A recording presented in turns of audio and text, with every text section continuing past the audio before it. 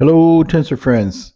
This video is based upon this book, The Mathematics of General Relativity, a complete course by Profound the Physics. Uh, a full disclosure, the author gave me this book if I would review it, and I did, and it's excellent. I love this book. Uh, it's got a lot of information in there, and it starts at the beginning. So, what more could you ask for? So, I highly recommend it. I'll leave a link in the description. Okay.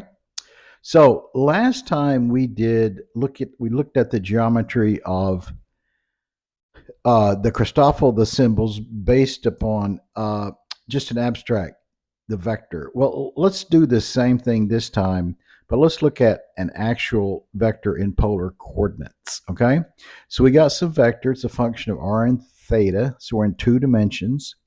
It's got two basis vectors and two components, and we want to look at what happens to these basis of vectors as they change with respect to coordinates, okay? And here's our generalized equation. So we want to look first at the change in the ER basis vector with respect to the R coordinate. So our two free indexes here are R and R. So that's IJ, so it goes here, RR. The summation index is the first case R, the second case the theta, so we get two terms. And the change in the ER basis vector with respect to the theta, the coordinate, so now we have R theta, the same, this summation R and theta. Okay? Here are the Christoffel symbols in polar, the coordinates. We've done this a lot in my videos if you watch them. And there's only one non-zero in the gamma with the R in the contravariant position. With the theta in the contravariant position, there's two non-zeros. Okay, so we're going to plug those in to here and see what we get. Okay, so this one's zero and that one's zero, so the whole thing is zero. This one's zero, but this one, you see right here, the theta r theta is 1 over r, so we got a hit. So the change in the ER basis vector with respect to the theta coordinate is equal to 1 over r times the E theta basis vector. So let's go look at what we're talking about here. Okay, here's a nice little drawing from his book in polar, the coordinates. So these are the R, the coordinate lines. These are the theta coordinate lines, right?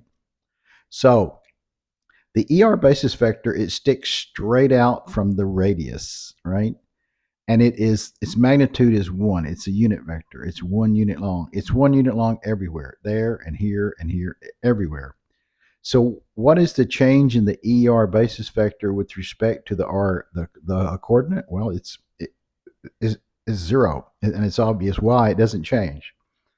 But what about the ER basis vector with respect to a change in theta? Okay, well, that does change, and we just saw it.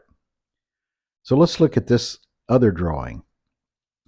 So this part went to 0, right? And we expected that, but this part was 1 over r. Well, what does that mean? Well, look at it like this. Compare this circle to this one. There's much more curvature here than here. And there's more curvature here than here. So the larger it gets, the less the curvature. So the change in the ER basis vector with respect to the theta, the coordinate, is inversely proportional to its distance away from the origin, which is 1 over r. Okay, does that make sense? So it does change, and it changes as 1 over r. All right, so I thought that's fun. I'll see you later.